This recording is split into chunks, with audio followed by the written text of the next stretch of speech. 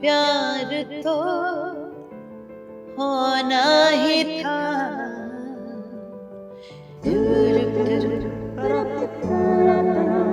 अगर बीजेपी आपको इनवाइट करे कि आइए राजनीति में, मैं बिल्कुल तैयार हूँ बचपन में बजाय शरारतों के खेल कूद के आपका जीवन म्यूजिक के साथ ही गुजरा। कि आज मैं जो हूँ उसी वजह से हूँ, और मैं आज मुझे मलाल होता है कि काश और मेहनत की हो। प्यार तो होना ही था जतिन ललित ने दिया। वो आज तक नाराज हैं कि मैंने फिल्म फेयर में उनका नाम ही नहीं लिया। बस नाराज हो गए, उसके बाद उन्होंने गाना ही नहीं दिया। बेसिक हिस्ट्री हमें पता चली, जो कि पूरे हिंदुस्तान को पता होनी चाहिए, हर बच्चे को पता होनी चाहिए। गुरु गोविंद सिंह के दो बच्चे जोरावर और फतेह दीवारों में इसलिए चुनवा दिए गए, बिल्कुल, क्योंकि इस्लाम कबूल नहीं किया। इस्लाम कबूल नहीं किया। बिल्कुल। आप आम आदमी पार्टी में गए थे जी, गए थे बहुत छोटे से समय के लिए जी। क्यों तो गए थे और क्यों बाहर आए? जो धारणा थी जो मन में वो मेरी बदल गई। Politics is not my cup of T. तो जैसे ही मैंने वो आलाप लिया,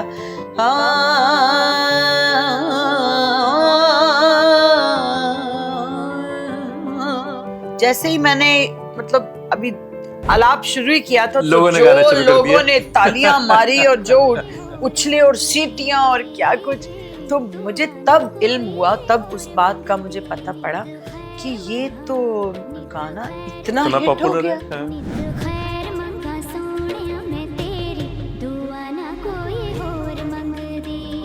आपने काफी म्यूजिक डायरेक्टर्स के साथ में काम किया और सारे बड़े बड़े म्यूजिक डायरेक्टर कहीं ना कहीं आपके साथ जुड़े रहे हैं। कैसा अनुभव रहा और कौन सा म्यूजिक डायरेक्टर आपको सबसे ज्यादा प्रिय लगा? उसमें लता जी, आशा जी का एक झलक, क्योंकि बहुत लोग कहते थे कि उनकी झलक हमें लगती है जब आप गाती हैं। तो कई लोग तो ऐसा भी कहते थे कि मतलब आपको हम देखते हैं तो हमें नूरजहां याद आती है। ऑटो ट्यून और एआई का जमाना है, आपको क्या लगता है कि म्यूजिक इंडस्ट्री से किस तरह प्रभावित हो रही है? ये तो बात इतनी मतलब मुझे तो इसलिए तंग करती है क्योंकि जब हम तो तानपुरे से गाने वाले लोग हैं। रब कोलो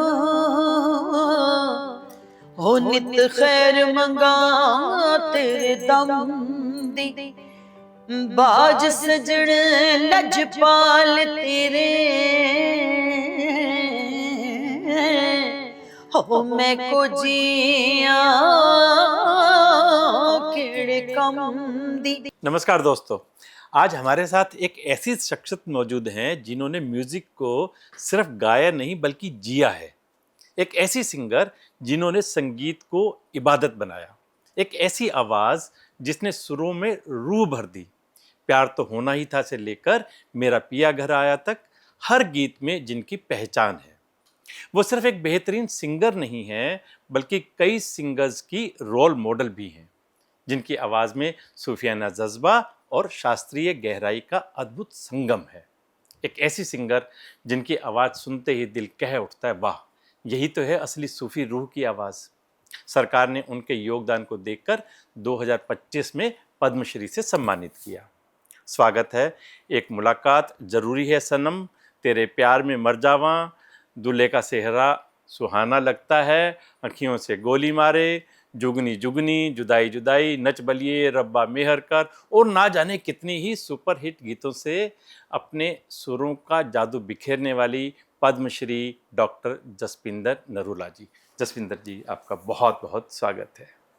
आपकी म्यूजिकल जर्नी बहुत लंबी रही है, हम उस पर आपसे चर्चा करेंगे, लेकिन सबसे पहले हम जानना चाहेंगे जब आपको पद्मश्री अवार्ड मिला कैसा लगा? पद्मश्री अवार्ड तो मेरे 50 साल पूरे हो गए, और जब पद्मश्री अनाउंस हुआ तो मैंने उससे शायद एक मेरा जन्मदिन नवंबर में आता है, तो मैं प्रभु से जब बातें करती हूँ तो मैंने उनसे यही कहा कि अब समय है कि आपने मुझे गिफ्ट देना है। ये मेरा इम्पॉर्टेंट ईयर है, मेरे 50 साल मेरे करियर के पूरे हो रहे हैं। तो प्रभु ने कहा तथास्तु। वाह, क्या बात है, क्या सुंदर प्रार्थना आपने की और प्रभु ने तुरंत सुन भी लिया। और तुरंत सुन लिया उसने। बहुत सुंदर। और बस कितना रोमांचक क्षण रहा होगा वो। जी जी, बहुत प्यारा, बहुत ही खूबसूरत। कभी भूल नहीं पाऊंगी ऐसे ऐसे जो मुझे ईश्वर ने जो गिफ्ट दिए हैं, जब फिल्म फेयर मिला था हाँ, हाँ, तब उस वक्त क्या हुआ था, हाँ, हाँ, हाँ, फिर जब मैंने डॉक्टरेट की डिग्री ली हाँ, हाँ। तब क्या हुआ, उसके बाद ये ये तो मिलना, सबसे अद्भुत पल रहा ये होगा तो आपके जीवन का। डेफिनेटली हाँ। इसको तो यू लुक फॉरवर्ड टू। आपने पिता का जिक्र किया तो जी उससे मुझे याद आ रहा है कि आप जब आपके पिता की आवाज़ नहीं रही थी तो आप ही उनका एक तरह से प्रतिबिंब बन गई थी, और आपने कहा कि एक तरह से मैं उनकी याद में ही गा रही हूँ, और आपने अपना ये अवार्ड भी उन्हें ही समर्पित जी किया। जी, वो आपके गुरु भी रहे और आपने अपनी म्यूजिक की मेरे कह सकते मेंटोर, हैं मेरे सब कुछ, प्रथम शिक्षा उन्हीं से ली। बिल्कुल मेरे पिता मेरे मेरे गाइड थे बहुत बड़े, उनकी वजह से मैंने संगीत को आगे मैं समझ पाई, सीख पाई, कर पाई। बचपन में बजाय शरारतों के, खेलकूद के, आपका जीवन म्यूजिक के साथ ही गुजरा। मेरे डैडी मम्मी मुझे कहते थे, और वो तो हमेशा मतलब खैर उन्होंने तो हमेशा मेहनत की तरफ ही मुझे लगाया, और अच्छी बात है क्योंकि आज मैं जो हूँ उसी वजह से हूँ। और मैं आज मुझे मलाल होता है कि काश और मेहनत की होती। ये एक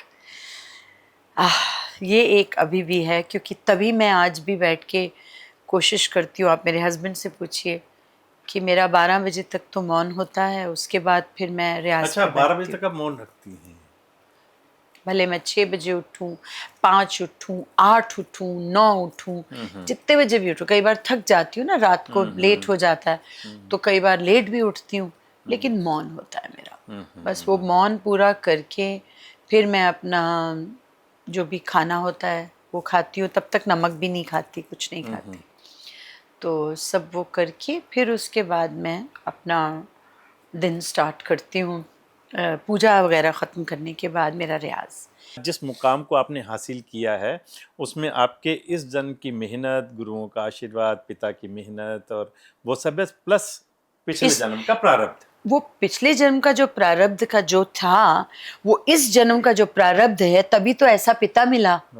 नहीं तो कोई और भी तो मिल सकता था जो कहता नहीं नहीं स्कूल जाओ, बस काम करो और खत्म, ये काम नहीं करना। ऐसा भी तो पिता मिल सकता था। ऐसे ही पिता क्यों मिले जिन्होंने मेरे साथ लग के मेहनत करवाई। आपने अपना बचपन संगीत में एक तरह से जिया और आपके पिता ने भी आपको उस तरह से ढाला जी संगीत में। तो उस समय आप ज़्यादातर शब्द वगैरह गाते थे, कीर्तन में जाते थे और गुरुद्वारे में आप अरदास वगैरह के लिए जाते थे। जी आपके पिता आपको साथ लेकर जाते थे और वहीं से ही आपकी एक तरह से म्यूज़िक की टीचिंग शुरू हुई। जी। तो आपने उस समय में कभी कल्पना की थी कि आप इस मुकाम पर पहुंचेंगी और किसी दिन गृह मंत्रालय से आपको फ़ोन आएगा, पद्मश्री के लिए आपको इनवाइट किया जाएगा और आप अपने आप में एक ब्रांड बन जाएंगी? अरे ऐसा है कि सोचा तो कुछ भी नहीं था, ये भी नहीं सोचा था कि जसपिंदर सिंगर बनेगी। लेकिन जो हमारे कहते हैं ना, हुक्म अंदर सबको बाहर हुक्म ना कोई, जो उसका हुक्म जब होता है तो उसके ही हिसाब से चीज़ें होती हैं। तो वो हुक्म था उसका कि ये इस परिवार में पैदा होना है जहाँ ये इतना बड़ा म्यूज़िक डायरेक्टर, एक लेजेंडरी म्यूज़िक डायरेक्टर की बेटी बन के आना है, उनकी आवाज़ बन के आना है, उनके जो ख्वाब थे वो पूरे करने हैं, वो सपने जो वो चाहते थे अपनी आवाज़ से पूरा करना, वो मुझसे वो उनके सपने पूरे होंगे। तो इसीलिए मैं शायद उनके घर में उनकी बेटी बन के आई। जसपिंदर जी, आप 350 से ज़्यादा फिल्मों में काम कर चुके हैं जी और शायद 30-35 हज़ार गाने भी आपके रिकॉर्ड हो चुके हैं। कितना बड़ा आपने एक मंजिल तय की है। जी। तो शुरुआती दिनों में आपने संघर्ष भी बहुत किया होगा। कुछ घटनाएं, कुछ ऐसे इंसिडेंट आप बताना चाहेंगे? देखिए, पहले दिन जिस दिन मेरे माता पिता को पता पड़ा कि मैं गा सकती हूँ और मेरे अंदर जैसा टैलेंट ईश्वर ने भरा है, तो वो दिन एक मेरे लिए मतलब मेरे डैडी के लिए तो, मम्मी के लिए तो शॉकिंग था, और मेरे लिए तो कैजुअल था, क्योंकि ऐसी उम्र थी कि ये सब पता ही नहीं था कि ये क्या हो रहा है। बस सिर्फ देखे जा रही थी डैडी मम्मी को, और आंखें भरी हुई थी उनकी, और डैडी ने चिपटा लिया, प्यार किया, और माँ से कहा कि मैं तो सरस्वती से एक बच्चा मांग रहा था, ये तो सरस्वती खुद आ गई। वाह। ये पिताजी के वर्ड्स थे। निकला। आप सूफी संगीत भी गाती हैं, रूहानियत की तरफ भी हैं और क्लासिकल म्यूजिक भी है। जी, कैसे बैलेंस बनाते हैं दोनों को? देखिए क्लासिकल तो हमारा बेस है, वो तो हमें सीखना ज़रूरी है हमारे लिए। और जहाँ तक बात रही रूहानियत की, तो वो रूह की बात है, वो आत्मा की बात है। तो हम सब सोल्स हैं ना, आए हैं, तो हर आत्मा की अपनी जर्नी है। तो मैं रूहानियत लेकर आई हूँ साथ। तो ये कमाल की बात तो ये मैं शेयर कर रही हूँ आपसे कि पहला गाना जो गाया, पिताजी को जो सुनाया, वो भी सूफ़ी। पहला गाना जो रिकॉर्ड हुआ, वो भी सूफ़ी।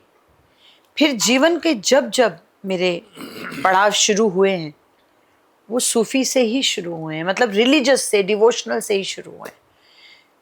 कम से कम 16, 17, 18 साल मैंने जागरण और चौकियाँ की हैं। दिल्ली में, पंजाब में, खासतौर से हिंदी भाषी क्षेत्र में हम कह सकते हैं, आप घर घर में एक नाम है।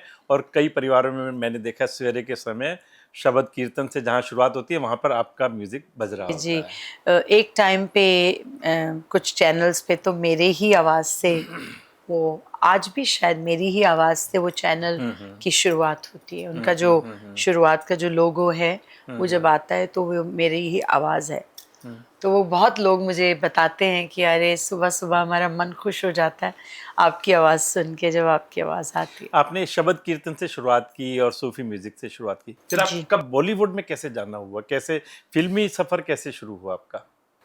गाती तो मैं सब कुछ ही थी, बट ये था कि दिल्ली में ज़्यादा तो गुरबानी के ही प्रोग्राम होते थे। और मैं शादी ब्याह के प्रोग्राम ज़्यादा करती नहीं थी, मुझे शौक़ नहीं था। गज़लें गाती थी, और गज़लों का मुझे ये था कि वहाँ क्योंकि माहौल थोड़ा डिफरेंट होता है, तो इसलिए मुझे ऐसा माहौल चाहिए था जहाँ सिर्फ सुनने वाले बैठे हों, कोई खाने पीने का कार्यक्रम ना हो।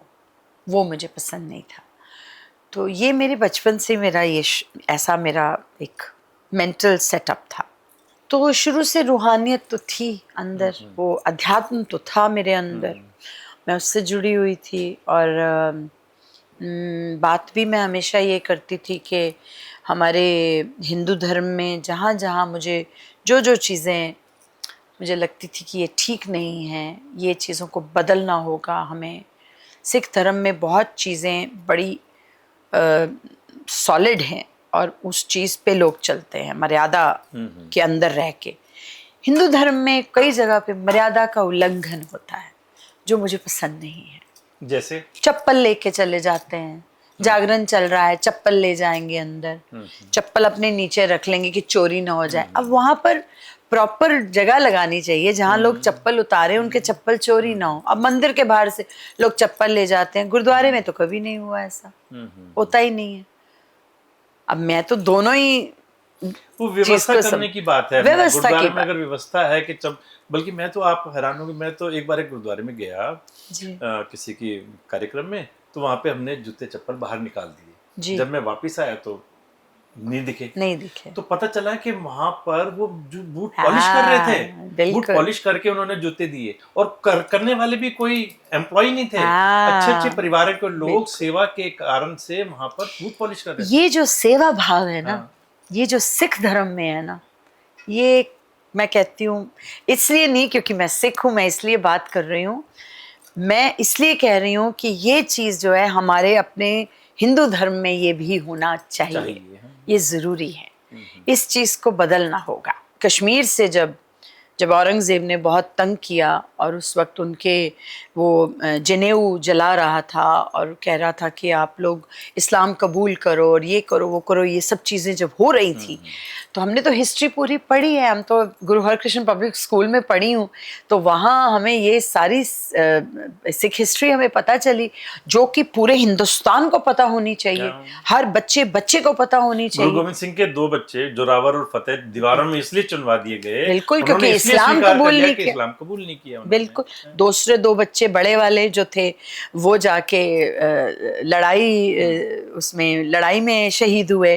फिर माता जी जो थी बुर्ज से, उन्होंने भी अपने प्राण गंवाए, क्योंकि बच्चे जब पता चला कि मेरे छोटे छोटे मेरे पोतों को चिनवा दिया गया तो वो भी चली गई।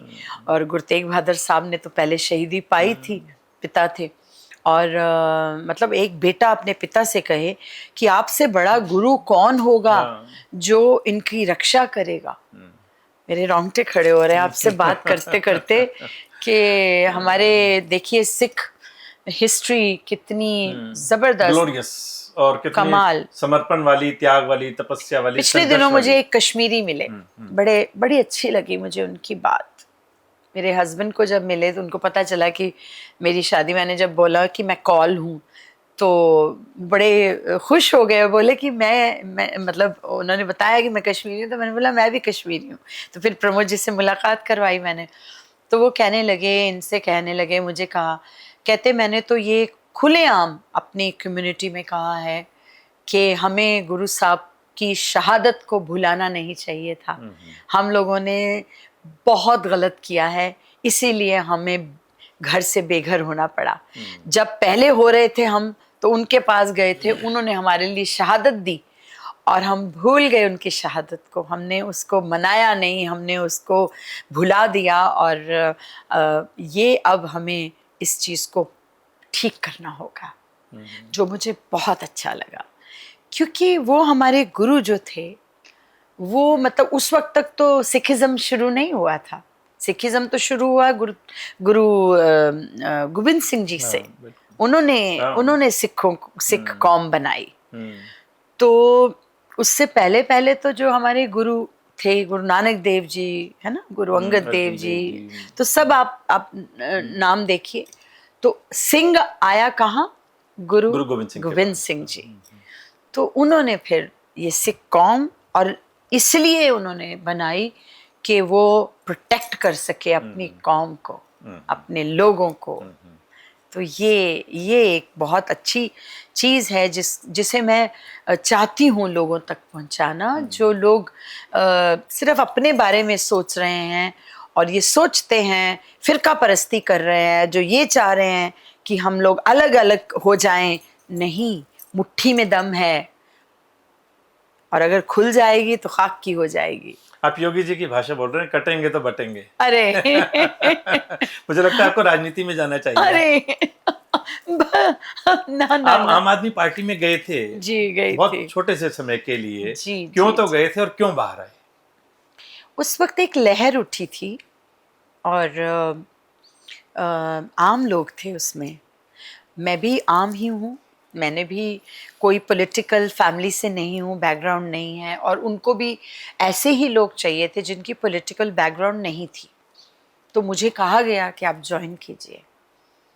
ठीक है, हमने भी देखा, चलो जाके देखते हैं, अगर हम कुछ भला कर सकें अपनी कौम का, अपने लोगों का, अपने देश का, हमारे प्रति कोई किसी अच्छी भावना से मैं करना चाहती हूँ काम। उस टाइम एक जन आंदोलन चला था 2011 में जी, अन्ना जी के नेतृत्व में, जी, और निर्भया कांड होकर के चुका था। तो हर किसी को लगता था कि एक शायद नया एक प्रकाश पुंज हमें दिख रहा है जो हमारे को सही राह दिखाएगा शायद। बिल्कुल। फिर बहुत जल्दी मैंने अपनी जो धारणा थी जो मन में वो मेरी बदल गई, और फिर मैंने कहा नहीं, politics is not my cup of T. I think I am not made for it. आज राजनीति में फिल्म स्टार्स को हम देखते हैं तो बहुत सारे हैं, हेमा मालिनी से लेकर के, जया बच्चन से लेकर के, और मनोज तिवारी, रवि किशन, एक्टर्स भी और सिंगर्स भी बहुत राजनीति में हैं। अगर आपको मौका मिलेगा, मान लो हम एक उदाहरण के लिए बीजेपी को ही लें, अगर बीजेपी आपको इनवाइट करे कि आइए राजनीति में और हमारे साथ देश को सुधारने का, संवारने का, सजाने का एक जिम्मा आप लीजिए, क्या करेंगी? अगर इस तरह की बात हो तो मैं बिल्कुल तैयार हूँ, लेकिन मुझे उस भाव के साथ काम करना है।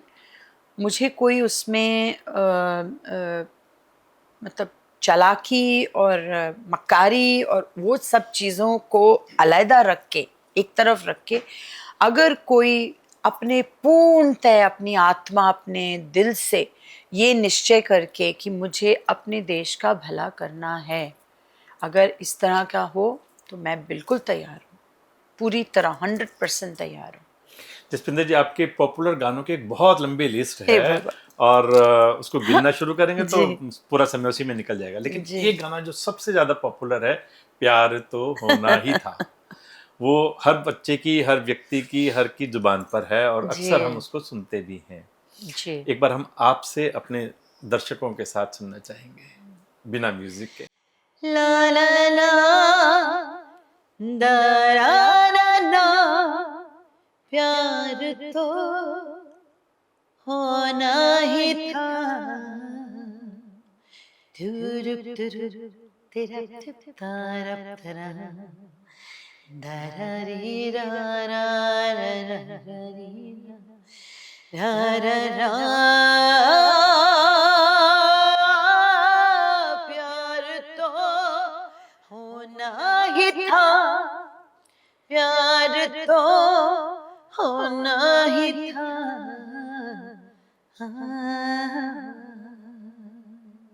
बहुत बढ़िया।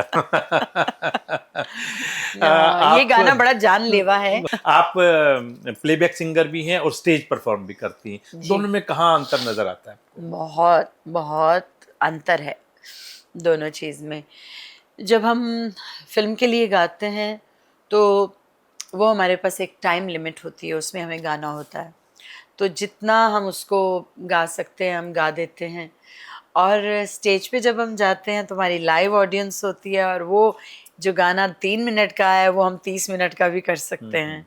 उसमें बहुत इम्प्रोवाइजेशन कर सकते हैं, इतना इम्प्रोवाइज होता है, इतना सब कुछ होता है कि मतलब बड़ी ईश्वर की कृपा बनी रहती है। वो यूएस का शो था पंजाबी, तो पंजाबी शो बहुत ज़्यादा किए नहीं थे मैंने, गाए तो बहुत थे गाने।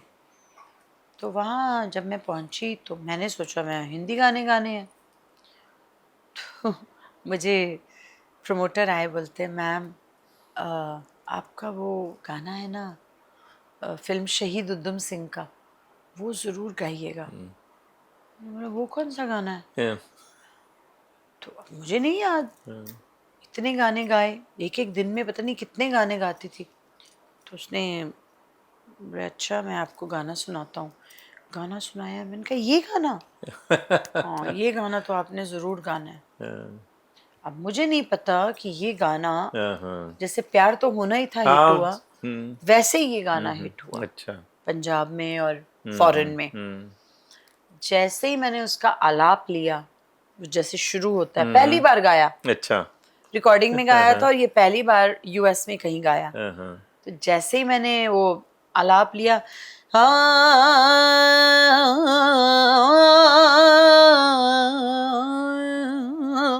जैसे ही मैंने मतलब अभी आलाप शुरू ही किया था तो लोगों ने गाना जो शुरू कर दिया। लोगों ने तालियां मारी और जो उछले और सीटियां और क्या कुछ, तो मुझे तब इल्म हुआ, तब उस बात का मुझे पता पड़ा कि ये तो गाना इतना हिट हो पॉपुलर है। गया। हाँ।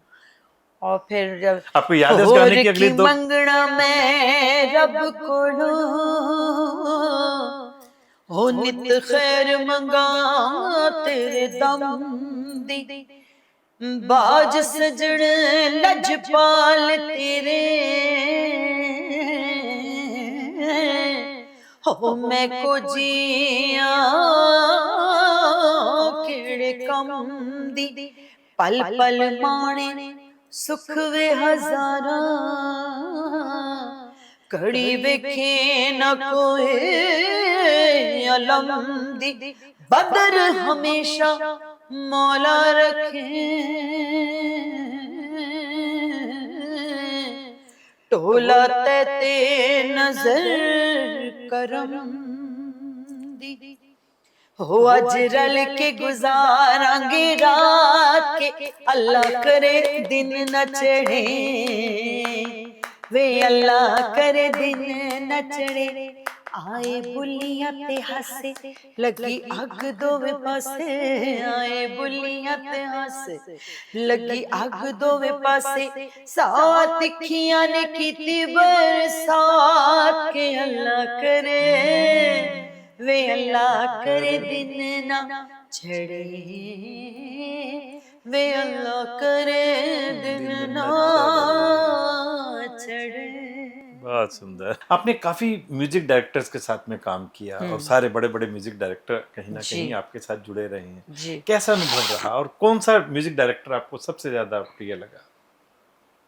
सभी बहुत अच्छे थे, सबने बहुत प्यार दिया, सबने जसपिंदर की कलाकारी को बहुत बहुत कहते हैं ना जैसे कह लीजिए कि उस पर ट्रस्ट किया। कोई भी थे, भले वो वीजू भाई हों जिन्होंने सबसे पहला गाना दिया, भले वो आनंद मिलिंद हों जिन्होंने मुझे बहुत बहुत काम दिया जब मुझे काम की ज़रूरत थी। मैं नई नई बॉम्बे गई थी और उसके बाद नदीम श्रवण ने गाना दिया जो सबसे पहला रिलीज़ हुआ, जुदाई फिल्म।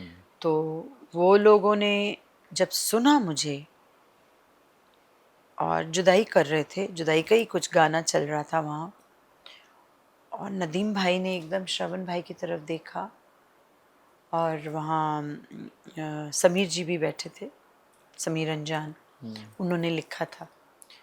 तो कहने लगे यार समीर, मुद्दतें हो गई यार ऐसी आवाज़ सुने और ऐसा काम, क्या बात है, क्या ये लड़की गाती है, ये क्या है।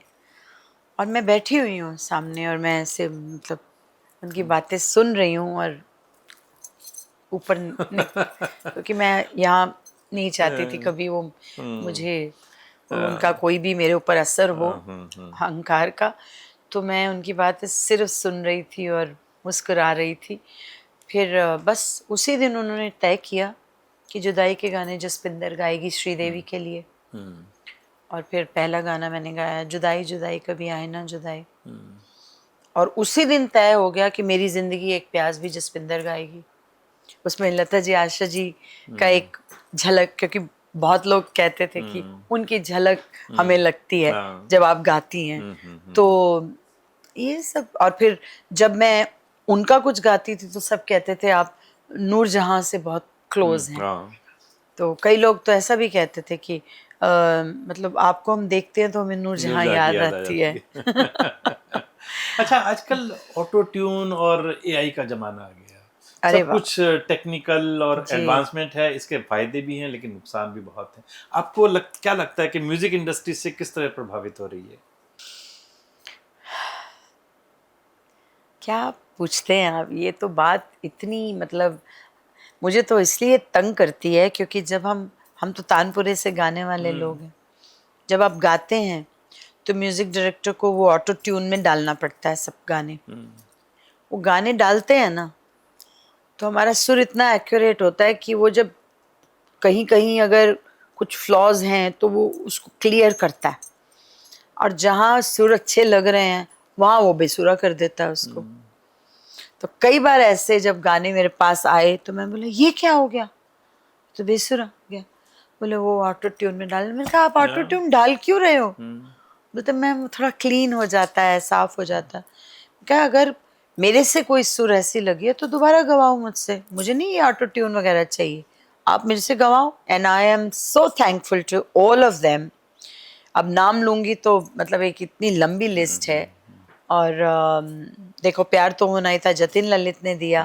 वो आज तक नाराज हैं कि मैंने फिल्म फेयर में उनका नाम ही नहीं लिया। अब मैं इतनी एक्साइटेड थी उस वक्त, ऐसा इमोशनल एक मोमेंट था कि मैंने अपने माता पिता को याद किया, भगवान को याद किया, फिर सारी फ्रेटर्निटी को धन्यवाद दिया। बस उनका नाम कहना रह गया तो वो बस नाराज हो गए। उसके बाद उन्होंने गाना ही नहीं दिया। ऐसा ही होता भी हो जाता है। बट एनीवेज कोई नहीं, बहुत अच्छे भाई हैं मेरे, वो भी बहुत प्यारे हैं। आजकल रियलिटी शोज काफी चल रहे हैं और उसमें से नए नए सिंगर्स भी निकल रहे हैं, उनको आप क्या संदेश देना चाहेंगी? सीखो, ईश्वर ने आपको दिया है, बहुत दिया है, भर भर के दिया है, लेकिन सीखना बहुत ज़रूरी है। आपकी करीब करीब 50 वर्ष की एक ये म्यूजिकल जर्नी रही है, जी। वो कौन सा पल था, कौन सा क्षण था, मोमेंट था जिसने आपको सबसे ज़्यादा भावुक कर दिया? बहुत सारे क्षण आए हैं ऐसे लाइफ में जिन्होंने मुझे भावुक किया है। मैं गुरबानी गाती हूँ ना, या भजन गाती हूँ, तो भाव आ जाता है और वो मेरा बहुत होता है। आत्मा से गाती हैं, दिल से गाती हैं, इसलिए आप भावुक हो जाती हैं उस समय। स्टेज पे भी हम्म, रो देती हूँ। हम्म, बस वो, क्योंकि मैं जब गाती हूँ तो उसके लिए गाती हूँ, तो फिर कभी कभी ऐसा महसूस होता है कि वो सुन तो रहा है, दिख क्यों नहीं रहा। हाँ।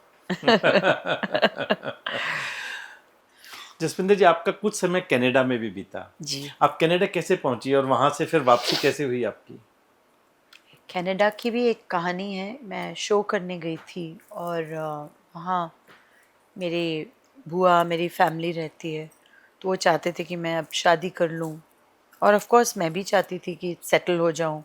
फैमिली में सब सेटल हो गए थे, तो मेरे उम्र की तो अब कोई भी लड़की नहीं थी फैमिली में, तो वो लोग चाहते थे। तो फिर उन्होंने मेरी शादी की बात चलाई, शादी की, but it was not meant for me, it was a disaster. और जो भी था, ईश्वर उनको जहाँ हैं वहाँ वो खुश रहें, लेकिन बस त्रास पाया मैंने, और वो त्रास की वजह से मैं फिर वहाँ से फिर उनको धन्यवाद दे के निकल आई। घर छोड़ आई, सामान छोड़ आई, सब छोड़ आई, कुछ लेके नहीं आई। लड़कियां लेकर आती हैं, मैं देकर आ गई ओह। कि रखिए, ये आपका मेरा ऋण था। हाँ, हाँ, हाँ। वही आपने कहा ना कि ऐसा आप हो, धीरे धीरे करके ऋण सारे चुका रही ये हैं। ऋण है ये भी ऋण है। और अच्छा है, कृपा है गुरु की हम्म, कि वो मेरे से ऋण चुकता हो रहे हैं। हम्म, वो मुझे ऐसा बनाया उसने कि मैं सब ऋण चुकाने के लिए आई हूँ। हम्म। जसविंदर जी, हमने आपसे बातचीत की। एक जस्सी जो एक स्कूल की विद्यार्थी थी जिसका बचपन म्यूजिक के साथ में बीता, और जी। गुरु हरकिशन पब्लिक स्कूल से, और फिर उसके बाद में आईपी कॉलेज से आपने बीए की, और फिर दिल्ली एमए यूनिवर्सिटी की। से एमए की, जी। दिल्ली यूनिवर्सिटी से आपने पीएचडी की एमफिल डिग्री की, हासिल फिर की। पीएचडी हाँ, की। जी। और उसके बाद में पद्मश्री डॉक्टर जसविंदर नरूला तक जी। आप पहुंची। आपको शायद भाई साहब पता नहीं है कि एक और अवार्ड मिला था हम्म, बिफोर पद्मश्री। पद्मश्री। जब पद्मश्री अनाउंस हुआ उसके बाद पंजाब यूनिवर्सिटी ने मुझे कला रत्न का अवार्ड दिया, जो प्रेसिडेंट ने दिया। अच्छा। वो मुझे चंडीगढ़ में मिला। हाँ, हाँ, हाँ। उसकी ज़्यादा चर्चा नहीं हुई, इसलिए जी। बहुत कम लोगों को हाँ उसके बारे जी, में और पता है। वो भी बहुत कम लोगों को मिला है। अच्छा। इट इज़ लाइक जैसे भारत रत्न होता है, तो वो पंजाब में एक कला रत्न है। हम्म, हम्म, तो ये मुझे वाइस चांसलर ने स्पेशली कहा कि आप डिज़र्व करती हैं, इसलिए हम आपको देना चाहते हैं, आप एक्सेप्ट कीजिए इसे। बहुत तो सुंदर। मैंने उनसे कहा था कि मैं अगले साल ले लूँगी। बोले नहीं, आपको इसी साल देना है हमने। तो मुझे 2 बहुत बड़े अवार्ड इस साल मिले। फेलिसिटेशन तो बहुत हुई, लेकिन ये 2 बड़े अवार्ड जो थे हमारी वो मिले। शुभकामनाएं आपके साथ है। आने वाले वर्षों में और अवार्ड आपको मिलेंगे, और जी, प्रभु बस करेंगे आपको और कृपा। अच्छी ऊंचाइयों तक लेकर के बिल्कुल, जाएंगे। बहुत बहुत आप आए, धन्यवाद। आपने समय निकाला, बहुत बहुत धन्यवाद। लेकिन हमारे कार्यक्रम का समापन तब तक नहीं हो सकता जब तक हम आपसे कोई अच्छे शब्द ना सुन लें। मुझे मालूम है उसकी कुछ मर्यादाएं भी जी। होती हैं, और जी, शब्द को पूरा गाना होता है वो, लेकिन जितना मैं समय आपको है। एक हाँ, कपलेट सुनाऊंगी हाँ, बस। हाँ।